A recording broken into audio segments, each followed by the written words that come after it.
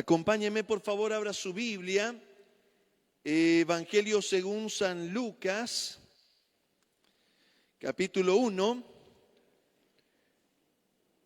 el verso 5. Y mientras usted va buscando, permítame poder hacer algo especial esta mañana.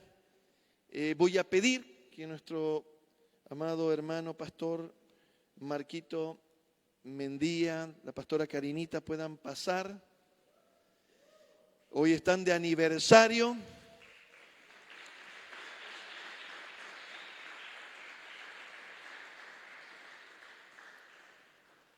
Si está también nuestro hermano Angelito y Veroniquita. ¿Está Angelito, Veroniquita? No están. Nuestra hermana Silvia, venga mi hermana querida, cumplido años también. Vamos a pedir al Señor su bendición, que el Señor bendiga.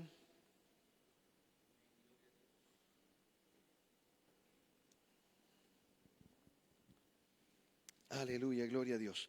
Vamos a ponernos de pie una vez más, vamos a orar por nuestros hermanos. Vamos a pedir al Señor su bendición en esta hora especial. Oremos al Señor. Señor amado, te damos gracias, Padre bueno. Gracias, Señor, porque es un privilegio, Padre, podernos alegrar, acompañar, Señor, en cada escenario, Señor amado, de bendición de nuestras vidas. En esta hora, Padre, yo te doy gracias, Señor, por nuestra amada hermana Silvita, Señor, que tú le has concedido un año más de vida, Señor. Y te damos gracias, Padre, porque podemos, Señor amado, celebrar con ella, alegrarnos con ella, Señor, recordar, Señor, tu fidelidad, Señor amado. Y en esta hora, Padre, la bendecimos, Señor. Y la bendecimos diciendo que este año que tú le entregas es un año de victoria, Señor, un año de cumplimiento de promesas, de objetivos, Señor, de cumplir el propósito tuyo en su vida, Señor amado. Padre, en tus manos, Señor, le entregamos, porque en tus manos está segura, Señor amado. Gracias, Señor, por su vida, Señor, por su familia, Padre. Padre bueno, te damos gracias también, Señor, por tus hijos, Señor amado, tus siervos, Señor, que este día, Señor, han querido, Señor, reconocer tu fidelidad, Señor. Tú les has concedido un año más, Señor, como matrimonio, Padre.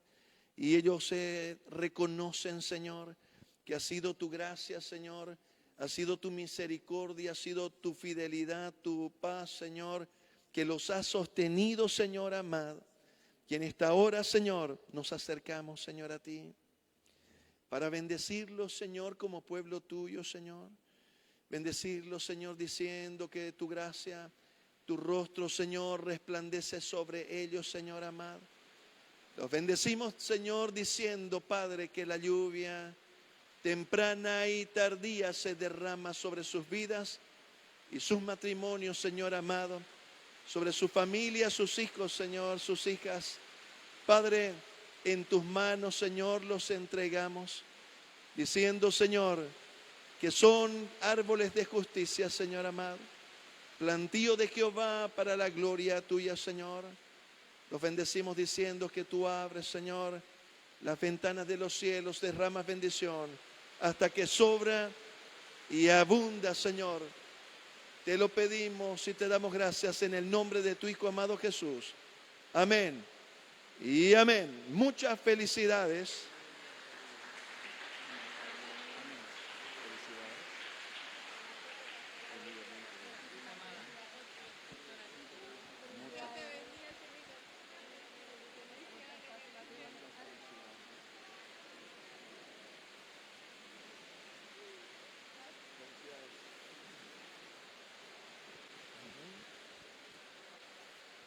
Aleluya, gloria a Dios. Ya vamos a tener el cielo falso.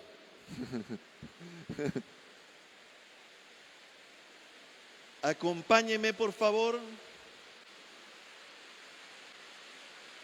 Abra su Biblia. Evangelio según San Lucas, Llovió fuertemente. Capítulo 1, verso 5. Acompáñeme, por favor. Hubo en los días de Herodes, rey de Judea, un sacerdote llamado Zacarías, de la clase de Abías. Su mujer era de las hijas de Aarón y se llamaba Elisabet. Ambos eran justos delante de Dios y andaban irreprensibles en todos los mandamientos y ordenanzas del Señor. Pero no tenían hijo, porque Elisabet era estéril y ambos eran ya de edad avanzada. Aconteció que ejerciendo Zacarías el sacerdocio delante de Dios según el orden de su clase, conforme a la costumbre del sacerdocio, le tocó en suerte ofrecer el incienso entrando en el santuario del Señor. Y toda la multitud del pueblo estaba afuera orando a la hora del incienso. Y se le apareció un ángel del Señor puesto en pie a la derecha del altar del incienso. Y se turbó Zacarías al verle y le sobrecogió temor. Pero el ángel le dijo: Zacarías, no temas, porque tu oración ha sido oída. Y tu mujer Elisabet te dará a luz un hijo y llamarás su nombre Juan. Y tendrás gozo y alegría, y muchos se regocijarán en su nacimiento, porque será grande delante de Dios. No beberá vino ni sidra, y será lleno del Espíritu Santo, aún desde el vientre de su madre. Y hará que muchos de los hijos de Israel se conviertan al Señor, Dios de ellos, e irá delante de él con el espíritu y el poder de Elías, para hacer volver los corazones de los padres a los hijos y de los rebeldes a la prudencia de los justos, para preparar al Señor un pueblo bien dispuesto. Acompáñenme al verso 26. Al sexto mes, el ángel Gabriel fue enviado por Dios a una ciudad de Galilea llamada Nazaret, a una virgen desposada con un varón que se llamaba José, de la casa de David, y el nombre de la virgen era María. Y entrando el ángel en donde ella estaba, dijo: salve muy favorecida, el Señor es contigo, bendita tú entre las mujeres. Mas ella, cuando le vio, se turbó por sus palabras y pensaba qué salutación sería esta. Entonces el ángel le dijo: María, no temas, porque has hallado gracia delante de Dios, y ahora concebirás en tu vientre y darás a luz un hijo, y llamarás su nombre Jesús. Este será grande y será llamado Hijo del Altísimo, y el Señor Dios le dará el trono de David su padre, y reinará sobre la casa de Jacob para siempre, y su reino no tendrá fin. Entonces María dijo al ángel: ¿cómo será esto? Pues no conozco varón. Respondiendo el ángel le dijo: el Espíritu Santo vendrá sobre ti, y el poder del Altísimo te cubrirá con su sombra, por lo cual también el santo ser que nacerá será llamado Hijo de Dios. Y he aquí tu pariente Elisabet, ella también ha concebido hijo en su vejez, y este es el sexto mes para ella, la que llamaban estéril, porque nada hay imposible para Dios. Entonces María dijo: he aquí la sierva del Señor, hágase conmigo conforme a tu palabra. Y el ángel se fue de su presencia. Aleluya, gloria a Dios. Creo que el sonido de la lluvia hace un poquito de interferencia, pero ¿se escucha lo que hablo? Molto bene. A mí me hace un poquito de eco, pero vamos a continuar entendiendo que ustedes están escuchando y entendiendo lo que vamos hablando. Esta porción que acabamos de leer nos trae a revelación un escenario muy importante dentro de la iglesia, y tiene que ver con el nacimiento de nuestro Señor Jesús. Al nacimiento del Señor Jesús es lo que nosotros conocemos como la Navidad. Y esta mañana, permítame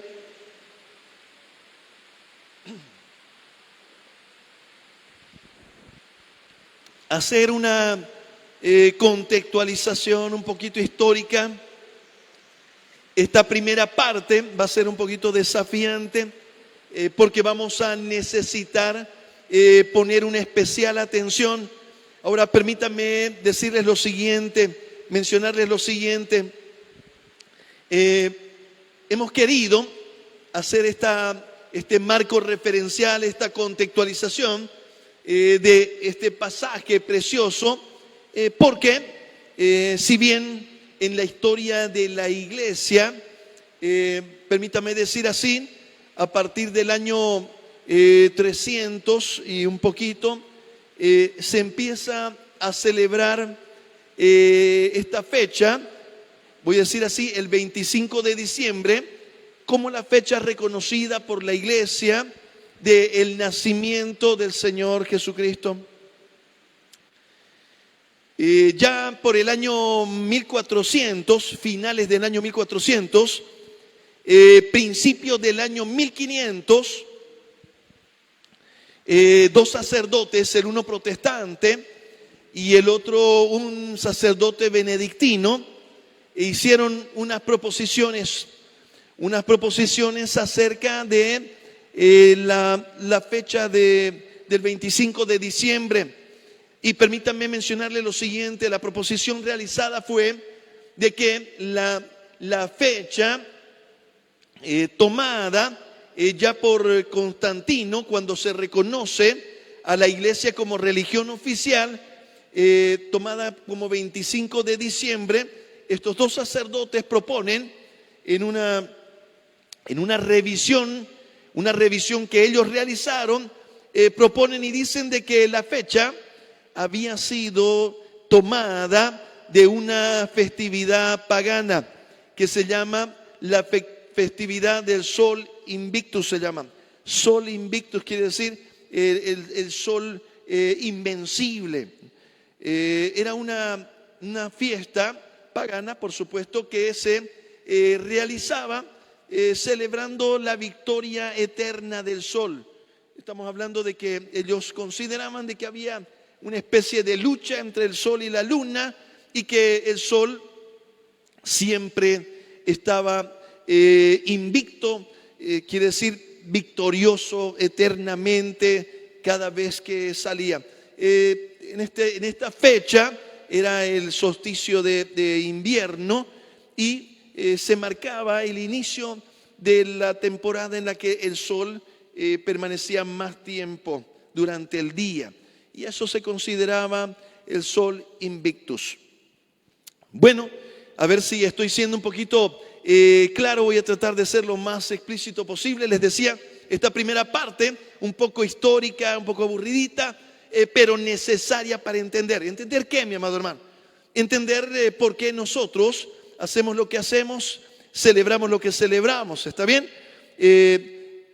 Permítame decir así, esto fue en el año 1400, cuando estos dos sacerdotes dijeron nada, y que era una fiesta al fin de cuentas pagana nomás. esta proposición de estos sacerdotes no tuvo asidero, quiere decir, la propusieron, pero la iglesia no tuvo trascendencia en la iglesia. Y se siguió celebrando la Navidad hasta nuestros días. Hubieron en los Estados Unidos los puritanos también, ¿no? En el año 1600 ya también se resistieron a la fecha. También en base a esa proposición del año 1400, 1500, inicio del 1500, en base a esa proposición la asumieron como una verdad y tomaron esa posición. Ahora usted dirá, ¿por qué será que el pastor nos está contando esta historia? Porque hace unas décadas, una década y un poco más, ha habido ¿cómo puedo decir? Un renacimiento de aquella proposición, ¿ah? Dentro de las iglesias cristianas evangélicas, no todas, sino las que tienen una corriente, insisto, no todas porque no me gusta a mí generalizar, pero una gran cantidad de las corrientes apostólicas y proféticas, a partir de la disposición de sus apóstoles, disposiciones que son irrevisables, inapelables, muy papales, quiere decir, si el apóstol dice algo, es irrevisable, no se puede objetar. Y lo que yo estoy queriendo significar hoy día es que, ¿sabe qué, mi amado hermano? Si es que nosotros le enseñamos algo y usted no está entendiendo, no está de acuerdo, no está logrando entrar en armonía, usted tiene toda la libertad, mi amado hermano, de acercarse a nosotros. ¿Por qué, mi amado hermano? Porque yo soy tan humano como ustedes y podría yo equivocarme. Créanme, hago mi más intenso esfuerzo de enseñarles la sana doctrina. Pero, escuchen bien, no considero de que yo sea infalible. Solo nuestro Dios es infalible. De tal manera que la palabra del Señor nos enseña que todos los hijos de Dios, voy a decir de nuevo, ¿sabe que Dios no tiene nietos? Dios tiene hijos. Yo soy hijo de Dios y usted también. De tal manera que lo que nos enseña la palabra es que cada uno de nosotros debe evaluar lo que recibe, debe revisar lo que recibe, debe contrastarlo. ¿Con qué? Con la palabra de Dios. Eso es responsabilidad de cada creyente. De cada creyente. Entonces yo le estoy dando mi bendición, mi amado hermano, para que usted, cada prédica que nosotros damos, la pueda revisar, mi amado hermano, la pueda escuchar nuevamente. Y si es que usted encuentra algo que no está entendiendo, después de escucharla una vez, 2 veces, dice, no, mejor le pregunto al pastor porque no le estoy entendiendo. Es más, no estoy de acuerdo, no estoy logrando ponerme de acuerdo. Venga, va a ser un honor para mí, va a ser una alegría. Nos vamos a comer unos cuñapeces y vamos a estudiar juntos lo que usted tenga para presentarme. Voy a decirle lo siguiente. Yo les contaba a los hermanos, les decía en alguna oportunidad, perdón, voy a hacer una coma ahí antecitos. Cuando usted tenga una diferencia, cuando usted sienta algo así diferente, les decía, acérquese a mí. Esa es la ruta correcta. ¿Está bien? No lo haga por los pasillos. Ahí se convierte en un error. ¿Está bien? Porque ya se llama murmuración. Y ahí sí ya se convierte en un pecado. Pero si usted quiere que algo discutamos, algo charlemos, algo le explique yo, le muestre cómo fue que llegué a esa conclusión, con todo gusto, con toda alegría, con todo el amor del mundo, mi amado hermano. ¿Está bien? Entonces, esa es la ruta. Yo les decía que en cierta oportunidad un hermano me dice, pastor, quisiera charlar con usted, hay un tema que usted nos ha enseñado que no lo entiendo yo así, no he podido yo cerrar ahí el ciclo, ¿no? De cómo usted nos los ha presentado. Entonces me gustaría charlar con usted, pero con todo gusto, hermano querido, nos reunimos y este tema tenía que ver con el bautismo. Él me dice, pastor, yo creo, o sea, yo entiendo, dice la palabra del Señor, el que creyere y fuere bautizado será salvo. Creo que hay una relación muy estrecha, muy fuerte entre el arrepentimiento y el bautismo, que tiene que ver con la conversión. Por eso dice el apóstol Pedro, arrepentíos y convertíos, dice. ¿Ah? Entonces él menciona y dice, ¿sabe qué? Pastor, yo lo he escuchado mencionar a usted de que da una sensación de que el arrepentimiento tiene cierta autonomía, una gran autonomía, y que yo podría quedarme arrepentido por años y no bautizarme, ¿no? Entonces a mí no estoy logrando asimilar. Y permítame decirle lo siguiente, esa era un poquito la sensación que yo tenía. Así fue como yo lo aprendí de chico, ¿no? Es más, cuando a mí me tocó bautizarme, voy a decir así, me arrepentí, voy a decir muy conscientemente, recibí la palabra del Señor desde mis 6 años en el colegio, un colegio cristiano evangélico, y a mis 10 años yo estaba completamente decidido a seguir al Señor, y me acuerdo que se bautizó mi mamá. Se bautizó mi mamá y se bautizaron mis hermanas. Y me hicieron bullying a mí. No me avisaron que había bautismo. Y yo me quedé terriblemente frustrado. Yo les pregunté a mi mamá, casi me desheredo solito, digamos, ¿no? ¿Por qué no me llevaron a mí? Yo quería bautizarme. ¿Cómo es posible que yo quería también? Y bueno, mi mamá me dice, no sos chico todavía, ¿no? Entonces tienes que pensar bien. Bueno, me hizo una explicación que un poco voy a decir, me sujeté, no la entendí. A mis 12 años de edad vi que los bautismos se preparaban con tiempo, en aquellos tiempos muy intensamente. Habían clases, 3 meses, clases intensivas. Si te querías bautizar tenías que ir a 3 meses de clase, hermano querido. Entonces yo fui donde los pastores y les digo, pastor, me quiero bautizar. Bueno, imagino yo de que el pastor era el pastor principal de la iglesia, era el pastor presidente de las asambleas de Dios, tenía era ¿cómo puedo decir? Era un siervo de Dios y él obviamente buscó su Biblia y le dio la vuelta y no encontró, pues, ¿no? Era una disposición de la iglesia, ¿no? Entonces él ya me confiesa, me cuenta luego, ya nosotros ya más grandes, él me dice, ¿sabes qué? Yo dije, ya, vengan, pues me dijo, venga, Robert, me decía, Robert, venga a las clases. Y yo pensé, me dice que se iban a aburrir ustedes, habían otros jovencitos también, y que no iban a aguantar 3 meses de clase, digamos, ¿no? Intensa. No iban a aguantar. Pero para su sorpresa aguantamos, ¿no? Y yo creo que nos dejaron ir. Mi familia era conocida en la iglesia y era conocida también en Santa Cruz. Mi papá en ese tiempo en específico era alcalde de Santa Cruz de la Sierra. Entonces había cierta, ¿cómo puedo decir?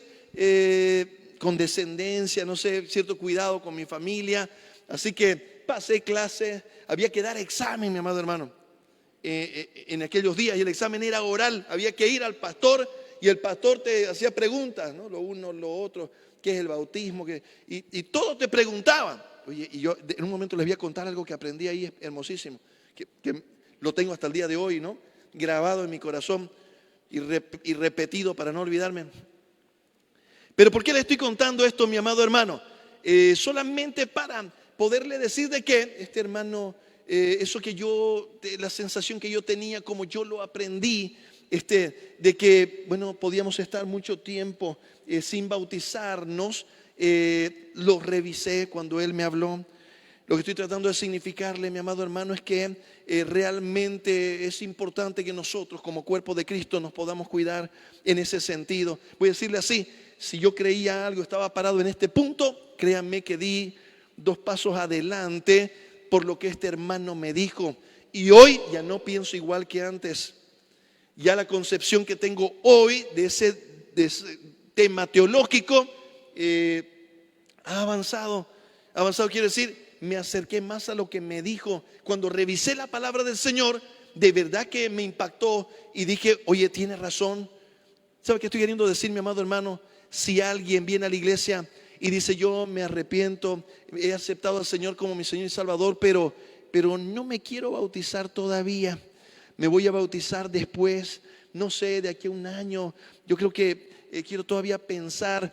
Déjeme decirle, mi amado hermano, que usted, como dijo el apóstol Pablo, hijitos míos, por quienes vuelvo a sufrir dolores de parto hasta que Cristo sea completamente formado en vosotros. ¿Sabe qué está pasando? No hay una decisión clara, no hay una decisión contundente en tu arrepentimiento.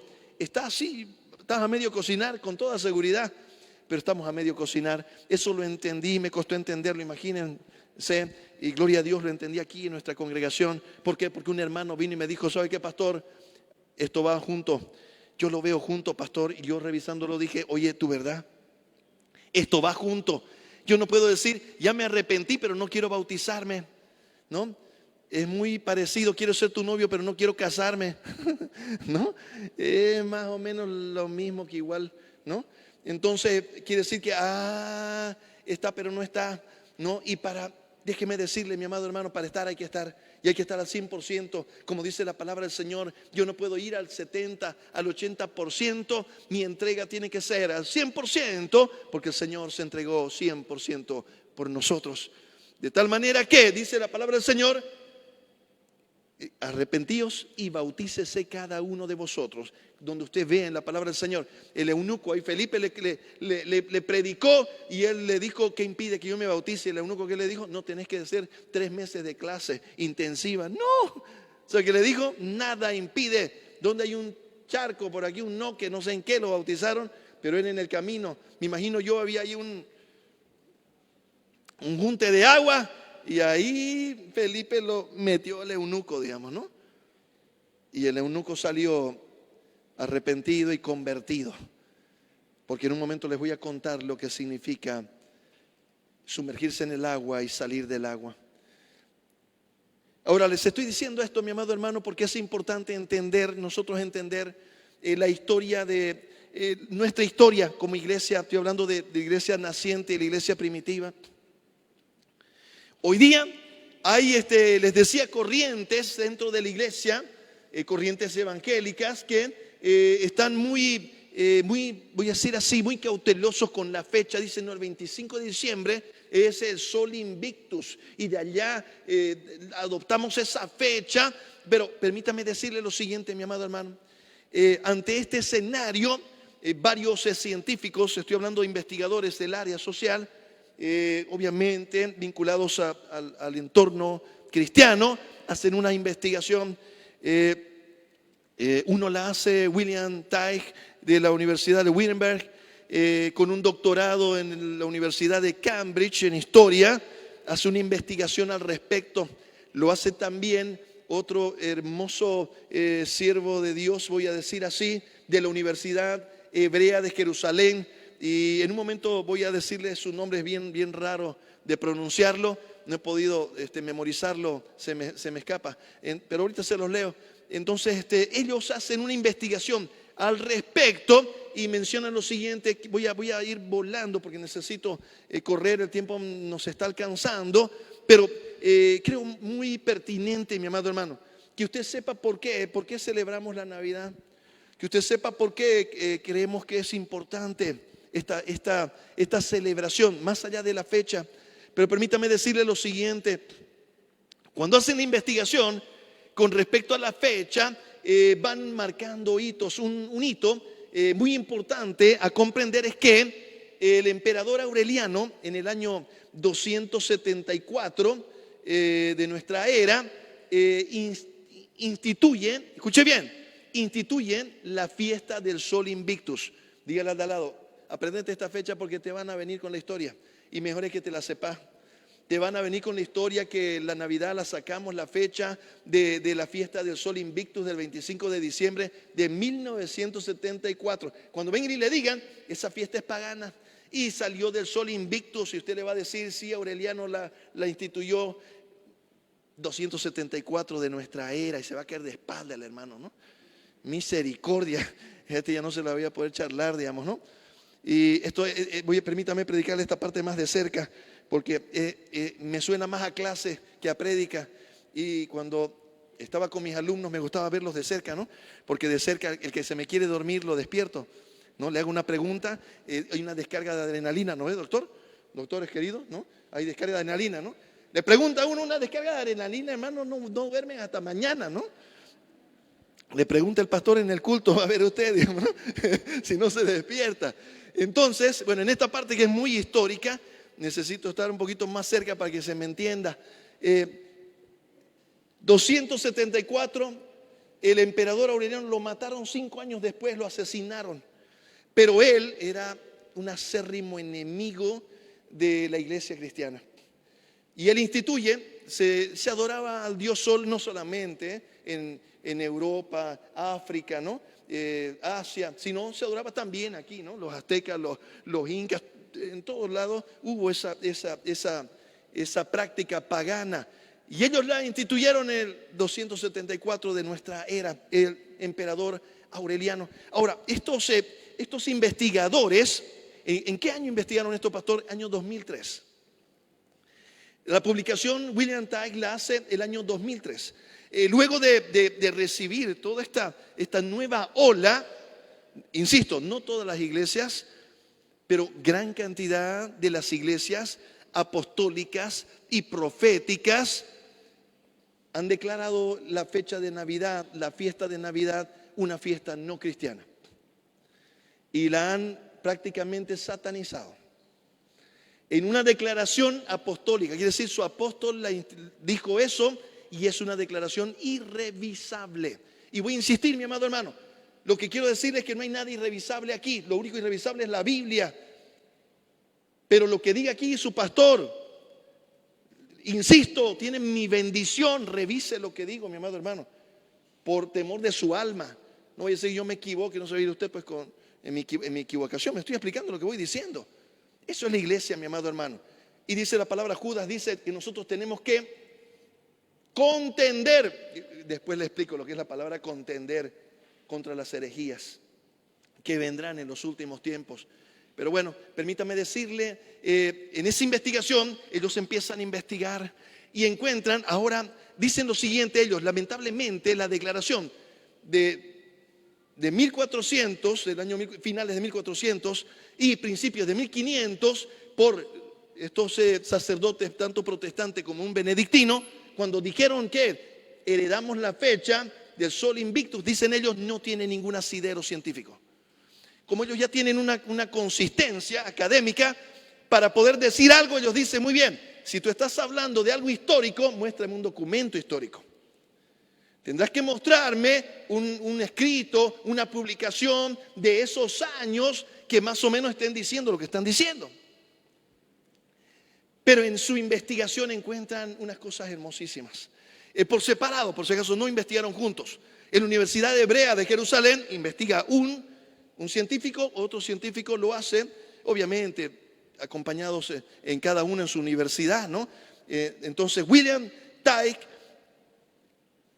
nos menciona lo siguiente. Él encuentra escritos del año del año 180, escritos del año 200, mostrando, voy a decir así, todo el esfuerzo que hizo la iglesia naciente para poder, escuche bien lo que voy a decirle ahora.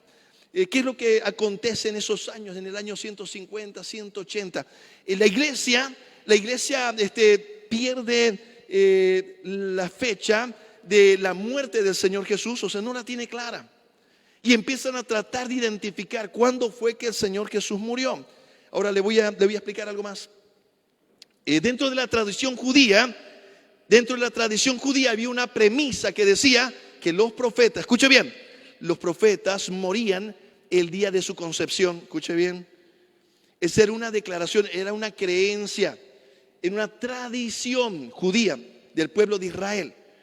Entonces la iglesia asumió esa misma tradición, era muy fresco para su tiempo. Entonces ellos dijeron, muy bien, si logramos encontrar la fecha de la concepción, encontraremos la fecha también de su muerte, de su pasión. Y entonces empezaron, ese fue el objetivo inicial, empezaron a tratar de identificar la fecha en la que el Señor había sido concebido.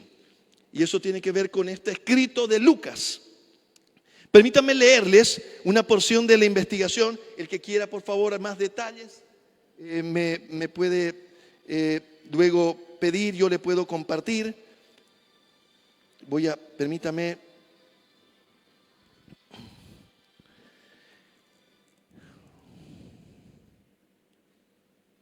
Dice así, este es en el escrito, el original está en inglés, esta es una traducción, dice así, pero en realidad, estoy leyendo el escrito de William Tighe, dice, en realidad, la fecha no había tenido ningún sentido religioso en el calendario festivo pagano en tiempos anteriores a Aureliano, y el culto al sol tampoco desempeñaba un papel importante en Roma antes de su llegada.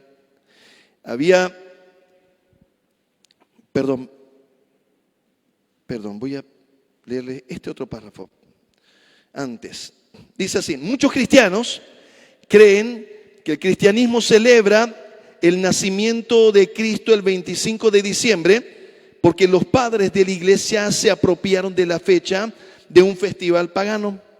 Casi nadie da importancia a este hecho, excepto algunos grupos marginales de evangélicos americanos que parecen interpretar que ello convierte a la Navidad en un festival pagano.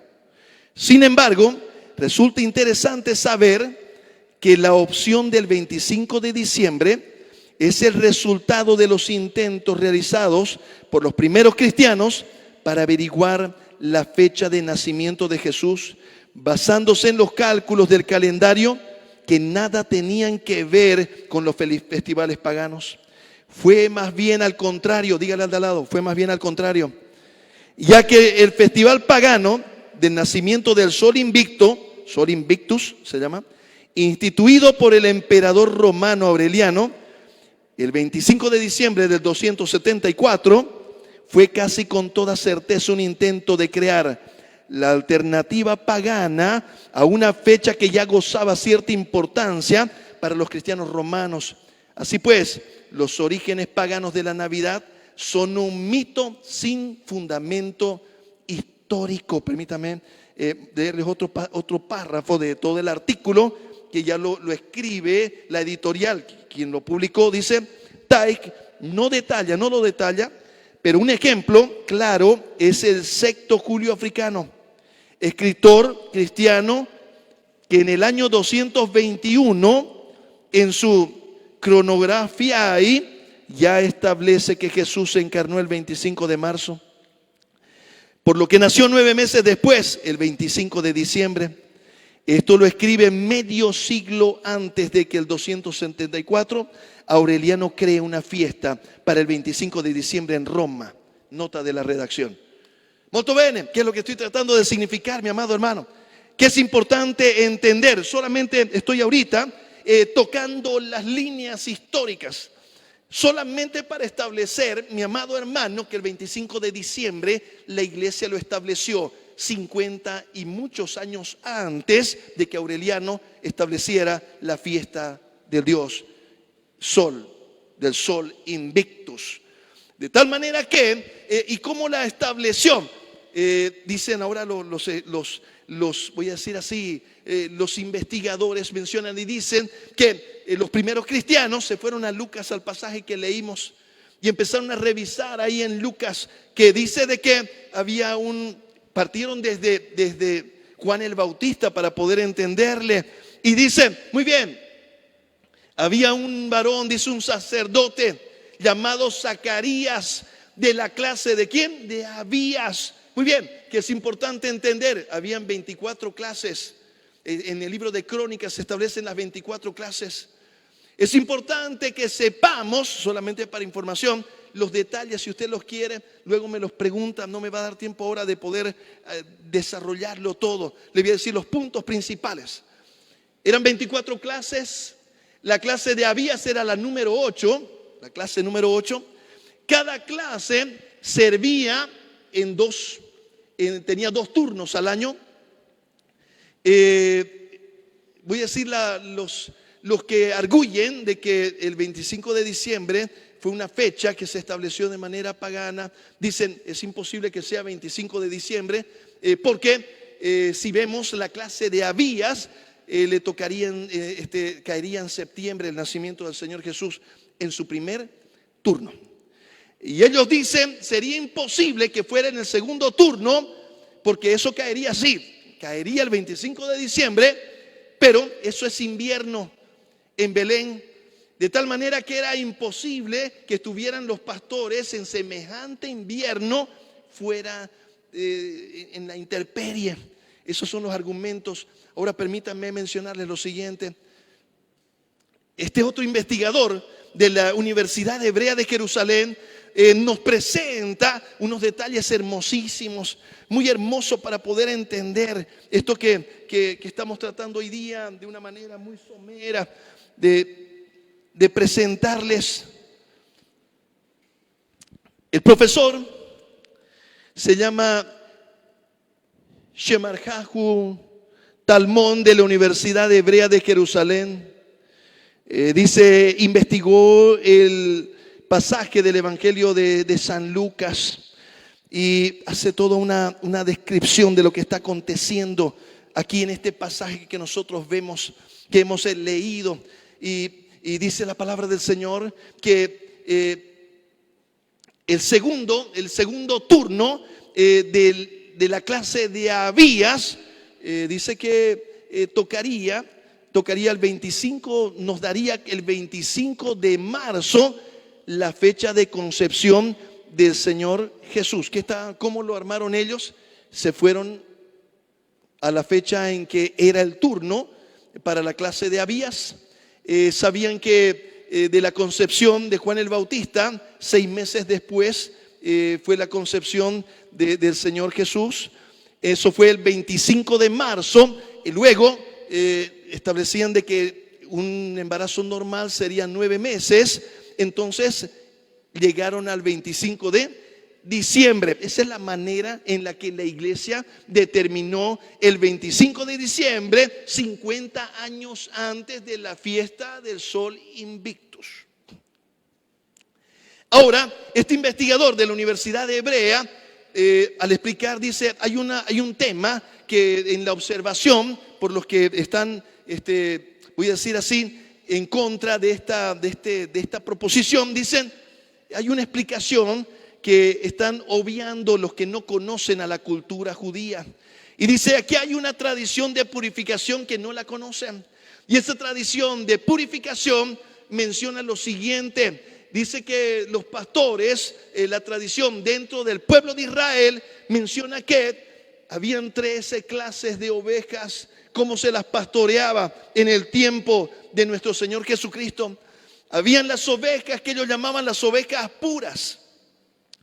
Estas ovejas eran ovejas de lana blanca, toda su lana era blanca. Y dice la tradición, dice el rito de purificación, estas ovejas podían entrar dentro del pueblo, del campamento. Y estas ovejas podían estar en los rediles al centro del pueblo. Es como que metiéramos las ovejas aquí en medio de nosotros. Solamente podían entrar las ovejas que eran de lana blanca. Dígale al lado, lana blanca. Hoy día usted va a entender de dónde viene la oveja negra. Eso que hasta hoy día decimos, esta es la oveja negra y la oveja negra y la oveja negra. Y no sabemos por qué la oveja negra, pues no. La tradición judía dice que muy bien, habían las ovejas que eran pintadas, quiere decir blancas y negras, así como una vaca holandesa. Entonces tenían una parte negrita, parte blanca. Entonces esas ovejas ellos no las consideraban impuras completamente, de tal forma que las dejaban entrar a las afueras de la ciudad. Podían estar en los rediles a las afueras de la ciudad. No al centro, pero por lo menos estaban protegidas en las afueras de la ciudad. Eran las ovejitas pintadas. Manchas negras, manchas blancas, un pie en la iglesia, un pie en el mundo. Las pintaditas, ¿no? Entonces, muy bien, pero habían las ovejas de lana negra. La tradición judía decía de que esas ovejas no podían entrar en el campamento. Se consideraban ovejas impuras. De tal manera que tenían que quedar fuera del campamento en la intemperie. De tal forma que, mis amados hermanos, cuando vino el ángel a los pastores, lo que están arguyendo estos científicos de la Universidad de Hebrea de Jerusalén, dicen, estos pastores eran los que estaban pastoreando, por eso dicen, en las vigilias de la noche, eran los que pastoreaban a las ovejas negras. Y a las ovejas negras nadie las quería pastorear, mi amado hermano. ¿Sabe por qué? Porque había que pastorearlas en la intemperie, en esas noches frías. Ellos, los pastores, estaban ahí en la intemperie cuidando a las ovejitas negras consideradas impuras. De tal manera, mi amado hermano, que cuando el Señor envió el ángel para hablarle a esos pastores, ¿sabe qué? Esto es parte de mi cosecha, mi imaginación. ¿Sabe qué? Para mí estos eran pastores conforme al corazón de Dios. No eran los pastores que pastoreaban allá donde es fácil, pues no. Allá al medio, bajo el techo, ¿no? Donde no hace frío, en medio del invierno, no. El Señor envió a esos pastores que estaban en la intemperie. Ellos fueron los que recibieron la anunciación de que había nacido en Belén el Rey de Reyes y el Señor de Señores. De que había acontecido algo maravilloso para la humanidad. Había nacido el Señor, Dios con nosotros, Emmanuel, dice Mateo, ¿sabe qué? Y nacerá, dice, y llamará su nombre Jesús, porque Él salvará a su pueblo de sus pecados. Y ¿sabe qué, mis amados hermanos? Esos pastores estaban cuidando en intemperie a las ovejitas negras. Me imagino que lo normal sería de que, bueno, ¿quién va a cuidar pues a las ovejas negras, digamos, no? No te toca a vos, digamos, no, ñanquempo, ya, ñanquempo. Esa es mi imaginación, ¿no? Nadie quería cuidar a las ovejas negras. Pero ¿sabe qué? Yo me imagino a estos pastores, me imagino a ellos tomando la decisión, diciendo, ¿sabe qué? Yo quiero cuidar a las ovejas negras. Yo voy a ir por ellas. La verdad que si las dejamos solas allá, los lobos, los leones, se las van a comer, las van a matar, las van a destruir. Yo me animo. ¿Quién más se anima? No sé, unos 4 o 5, porque tenían que dice, hacer las vigilias de la noche. Eso era por hora, ¿no? Generalmente era 3 horas, de 6 a 9, de 9 a 12, así iban yendo las vigilias de la noche. Entonces se turnaban las vigilias, no era que le echaban todo, no. Iban turnándose, iban cuidando de esa manera al rebaño, a las ovejas negras. Ahora déjeme decirte algo, mi amado hermano. Dice la palabra del Señor que el Señor vino a rescatar lo que se había perdido. ¿Sabe qué? Cuando nosotros vemos estas revelaciones, cuando se hace una investigación, cuando uno mira qué fue lo que pasó, cuando ve la contextualización, la palabra del Señor empieza a tener una luz tan preciosa, tan hermosa. ¿Sabe qué? El Señor vino para rescatar lo que se había perdido, mi amado hermano. Esas ovejas negras que ya no tenían ninguna esperanza en términos de purificación. ¿Sabe qué? Muchas veces también es así en la vida, mi amado hermano. Tal vez tú te sientes como una oveja negra que ya no tiene esperanza.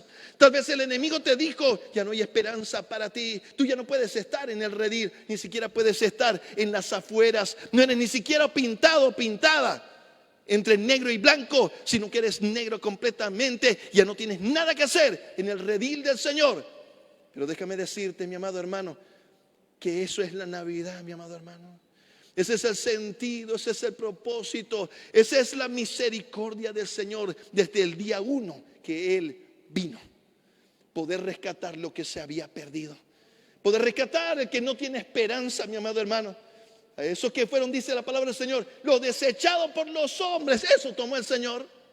Y dice que avergonzó a los sabios tomando lo necio del mundo. Quiere decir, lo que despreció el mundo, lo que había rechazado, lo que dijeron ya no hay nada que hacer. Eso dice que el Señor vino y rescató y tomó. Y el Señor habló, le mandó el mensaje a esos pastores que cuidaban a las ovejas negras que no tenían ninguna esperanza. Porque Él quiso voluntariamente, mis amados hermanos, venir a rescatarnos. Venir a rescatar lo que se había perdido. ¿Y sabe qué, mis amados hermanos? Si usted me pregunta, pastor, ¿el 25 de diciembre es el día en que nació el Señor? No sé. Estos investigadores, después de que los leemos, ellos dicen, no sabemos. Son muy buenas los judíos. Hicieron un análisis muy interesante para llegar al 25 de diciembre. Es totalmente factible, eso podemos decir.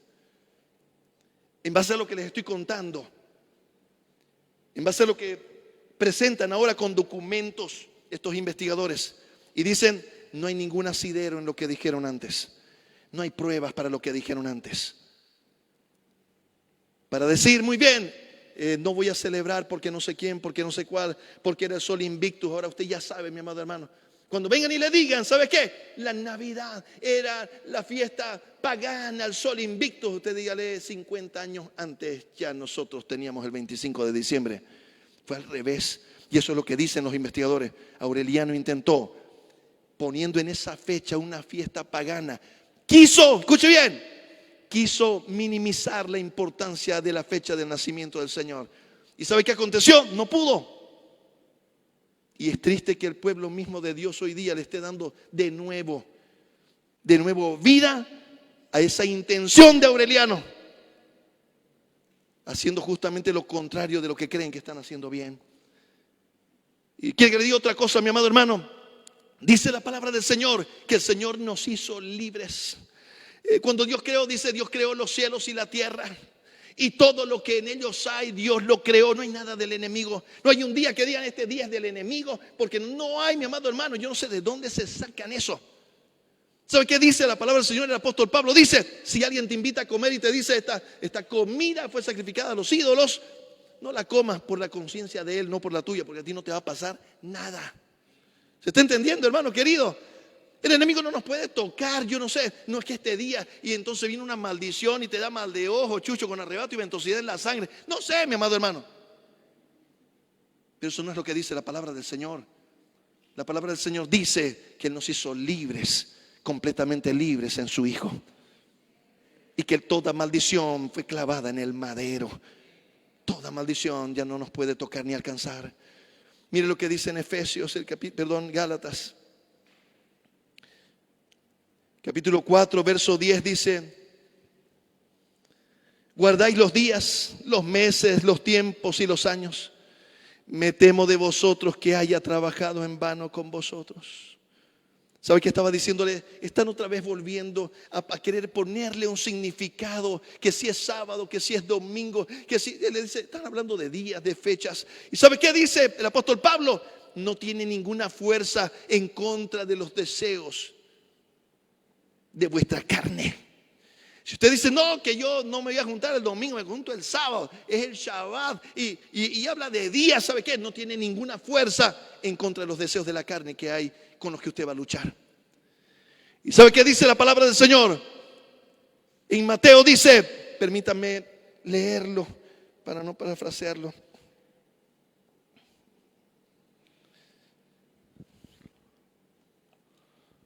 Mateo capítulo 1.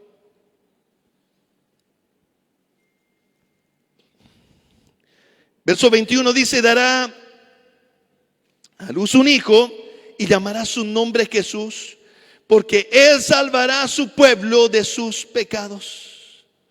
Todo esto aconteció para que se cumpliese lo dicho por el Señor por medio del profeta cuando dijo, he aquí una virgen concebirá y dará a luz un hijo y llamará su nombre Emmanuel. ¿Sabe qué, mi amado hermano? Aquí la palabra del Señor dice, y dará a luz un hijo y llamará su nombre Jesús, porque Él salvará a su pueblo de sus pecados. ¿Sabe qué? Es importante, mi amado hermano, entender que si bien Dios ha perdonado nuestros pecados pasados, presentes y futuros. Cuando dice que nos salva de nuestros pecados, es que yo puedo vivir libre del pecado. Que yo puedo vivir sin pecar, mi amado hermano. Eso es lo que está diciendo la palabra del Señor. Por eso Él dice: sed santo, porque yo soy santo en toda vuestra manera de vivir. Pero es algo que no le entendimos. La iglesia le entendió mal y dijeron: ¿sabe qué? Dios ya nos perdonó nuestros pecados pasados, presentes y futuros. Hasta ahí estaba bien, pero decidieron seguir pecando. Misericordia. Decidieron que había que en el carnaval darle fiesta a la carne. Y en la cuaresma, así se llama, ¿no? Y en la cuaresma arrepentirse cada año. En el carnaval darse a la perdición. Y cada Semana Santa arrepentirse de nuevo.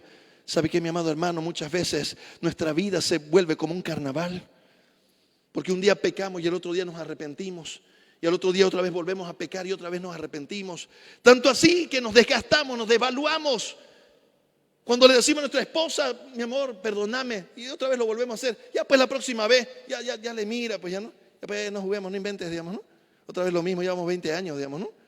Y seguís pidiendo perdón por lo mismo. Ya pues, digamos, ¿no? ¿Sabe por qué? Porque no le hemos entendido de que el Señor nos hizo libres. De que nosotros pues somos libres del pecado. Yo les decía, les voy a explicar. ¿Sabe qué dice la palabra del Señor? Yo aprendí ahí a mis 12 años. ¿Sabe qué? Fue una revelación para mí en grandes cantidades cuando el maestro predicó y dijo: ¿sabe qué? Dice aquí la palabra, que el bautismo, cuando nosotros somos bautizados y nos sumergimos en el agua, somos muertos al pecado. Oye, no le entendía. ¿Y cómo así? Sí, dijo, quiere decir que tenemos toda la competencia, todas las capacidades y las aptitudes para vivir sin pecar. El que peca, mi amado hermano, es porque le está dando la gana de pecar. Aquel que se convierte y dice: no, lo que pasa es que no sé. No, mi amado hermano, lo que pasa es que usted está buscando una excusa, está racionalizando. ¿Sabe por qué? Porque Él nos salvó de nuestros pecados. Quiere decir, nos liberó de esa esclavitud del pecado. Alguien dirá: ¿sabes lo que pasa, pastor? Que es mi carácter. Yo así me enojo y cuando me enojo me pierdo. ¿Sabe qué, mi amado hermano? Déjeme decirle que ese enojo es un deseo de su carne, mi amado hermano. Es que no puede. Lo que usted tiene que querer y querer de verdad. Decir: Señor, me hiciste libre, ya lo que estoy haciendo ya es nomás de chambón, digamos, ¿no? Ya es porque quiero, digamos. Es que grito porque mi abuelo gritaba. ¿Sabe qué? Su abuelo no conocía a Dios. Sí, es que no lo conocía. Usted sí conoce a Dios. Y déjeme decirle que tiene todas las condiciones para ser libre del pecado, porque Él vino para salvarnos de nuestros pecados. El tema es que lo entendamos, mi amado hermano, que tenemos todas las prerrogativas, las condiciones. Él nos hizo libres. Por eso el apóstol Pablo dice: no volváis al yugo de esclavitud. Permaneced en la libertad con que Cristo nos hizo libres.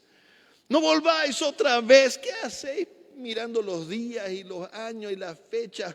Mira si te enojas o no te enojas, si gritas o no gritas. Porque dice la palabra del Señor: no contamina al hombre lo que entra por su boca, sino lo que sale de su boca. Eso contamina al hombre. ¿Se está entendiendo, mi amado hermano? Pero los religiosos, los legalistas van a ver y no se lavaron las manos. Tus discípulos le dijeron al Señor, y entonces son inmundos. Y el Señor les miró: ay, Señor. Y les dijo: ¿saben qué? No contamina al hombre lo que entra por su boca, porque lo que entra en la boca va al estómago, luego a la letrina. Le dijo: lo que sale de tu boca es lo que contamina tu corazón, tu espíritu. Cuando tú hablas y no cuidas lo que dices, y golpeas y hieres, insultas, entonces eso sí te contamina. Y déjeme decirle algo: guardar los días, las fechas, las horas no te van a dar la fuerza para poder enfrentar a esas debilidades. ¿Sabe qué dice la palabra del Señor? Por eso dice: y se cumple en esto lo dicho por el profeta, que nacerá, dice, la Virgen concebirá y dará luz, y llamará su nombre Emmanuel, que quiere decir Dios con nosotros. No hay otra manera, mi amado hermano, de poder vencer, de poder vivir en victoria en contra del pecado, sino viviendo en comunión con el Señor. en la lectura, en la oración, en la lectura de la palabra del Señor, en la oración. Y en la comunión unos con otros es importante, mi amado hermano. Aleluya, gloria a Dios. Señor, gracias, Padre bueno. Gracias por lo que tú hiciste, Señor. Gracias porque un día naciste, Señor amado. Lo hiciste por amor y amor eterno. Una historia de amor tan preciosa por nosotros, Señor. Ayúdanos a entender el verdadero significado de la Navidad, Señor amado. Más allá de las fechas, los días, poder entender el hecho mismo y lo que significa, lo que produce. Gracias, Señor, te damos. En el nombre de tu Hijo amado Jesús. Amén. Permítanos, los niños tienen algo especial para nosotros. Vamos a recibirlos. Amén, gloria a Dios. Están pasando el Ministerio de Niños. Tienen un especial. Vamos a celebrar el nacimiento de nuestro Señor Jesús.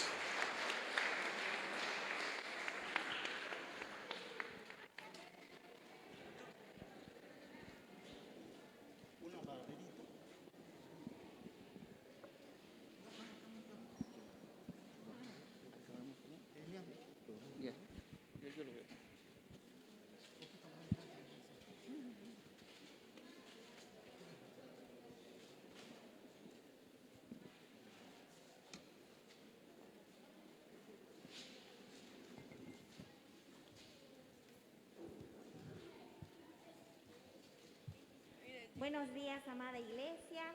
El Ministerio de Niños tiene un número especial para ustedes.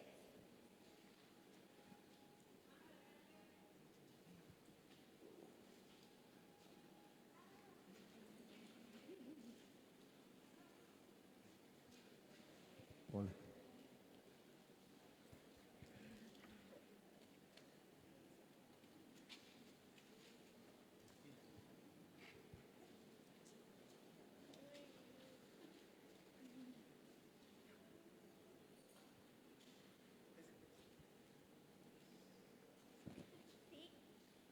Los niños tienen un número especial para toda la amada iglesia.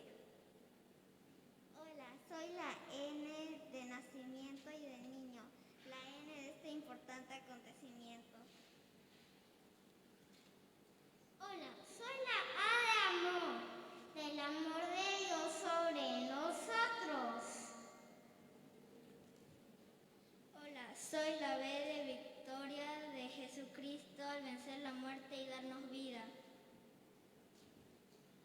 Hola, soy la I de iglesia. Hola, soy la D de dar, como Dios nos dio a su Hijo amado. Hola, soy la segunda A, la A de alegría por el nacimiento de Jesús. Hola, soy la segunda D, la D del don de Dios. Navidad, se trata de Manuel, Dios con nosotros, nuestro Señor Jesucristo morando en cada uno de los corazones de sus hijos, teniendo una morada perpetua y eterna hasta que vayamos con Él en plenitud de gloria. Emanuel, Dios con nosotros, esa es la auténtica Navidad. ¡Feliz Navidad!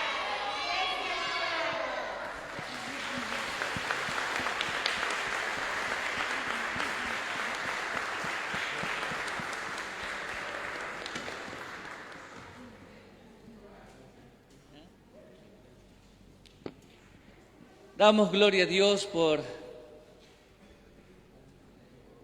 porque Él es fiel con su iglesia. Póngase de pie, vamos a concluir esta hermosa mañana y vamos a darle gracias a nuestro Padre Celestial. Gracias por Jesucristo, su Hijo. Padre, en el nombre de Jesús oramos agradecidos porque celebramos en esta mañana, Señor, el nacimiento de nuestro Señor Jesús, porque Él vino por nosotros, por amor de nosotros.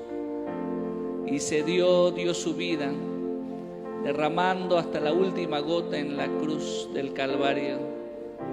Y al tercer día, la victoria de su resurrección, que nos hace a nosotros, a cada uno de nosotros, libres del pecado, libres de la maldad. Te doy gracias por tu iglesia, Señor. Te adoramos, bendecimos tu nombre. Y en esta mañana, Señor, como se ha propuesto en nuestros corazones, no con tristeza, no por necesidad, tu iglesia, Señor, en esta nueva semana, abre los cielos y derrama tu bendición hasta que sobre y abunde sobre su casa, sobre sus hogares, Señor. Padre, provee el sustento, provee, Señor, para cada necesidad. Bendice a tu iglesia, bendice a tus hijos, bendice la obra de sus manos, Señor, que reciban lo que necesitan para poder honrar, Señor, sus compromisos. En el nombre de Cristo Jesús te damos gracias, Señor. Amén y amén. Dios me los bendiga. Tenga una semana de bendición y de victoria.